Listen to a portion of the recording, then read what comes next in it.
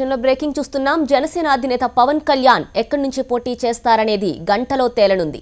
గాజువాక లేదా పిఠాపురం నుంచి పవన్ పోటీ చేసే అవకాశం ఉంది. ఈ రెండు నియోజకవర్గాలపై ఆయన ఆసక్తి చూపుతున్నారు. గంటలో పవన్ పోటీ చేసే నియోజకవర్గంపై క్లారిటీ ఇస్తామని జనసేన ట్విట్టర్లో పోస్ట్ చేసింది. ఇదే విషయానికి సంబంధించి పూర్తి డీటెయిల్స్ మనకు అందించడానికి మా ప్రతినిధి వినయ్ సిద్ధంగా ఉన్నారు. వినయ్, చెప్పండి, జనసేన అధినేత పవన్ కళ్యాణ్ ఎక్కడి నుంచి పోటీ చేస్తారనేది ఇప్పటి వరకు ఒక క్వశ్చన్ గా ఉంది. గంటలో క్లారిటీ వచ్చే అవకాశం ఉన్నట్లు తెలుస్తోంది. గాజువాక, పిఠాపురం వినిపిస్తుంది బాగా. ఎక్కడి నుంచి పోటీ చేసే అవకాశాలు ఎక్కువ ఉన్నాయి?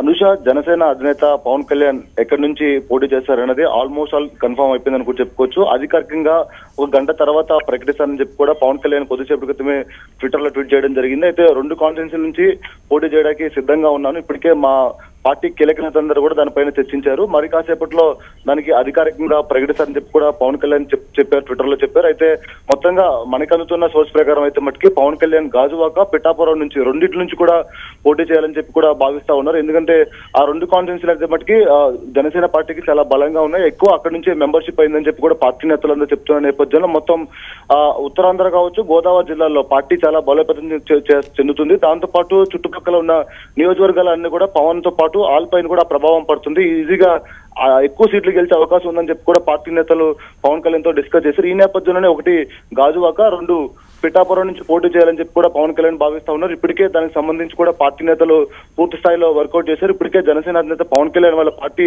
అభ్యర్థులు పొత్తుల విషయం పైన కూడా అన్ని కూడా ఖరారు చేశారు. అయితే పవన్ కళ్యాణ్ ఎక్కడి నుంచి పోటీ చేస్తారని మటుకు ఇప్పుడు వరకు కూడా సస్పెన్షన్ నెలకొంది. అయితే దీనికి సంబంధించి మరి కాసేపట్లో ఒక స్పష్టమైన క్లారిటీ వచ్చే అవకాశం ఉంది. అనుష.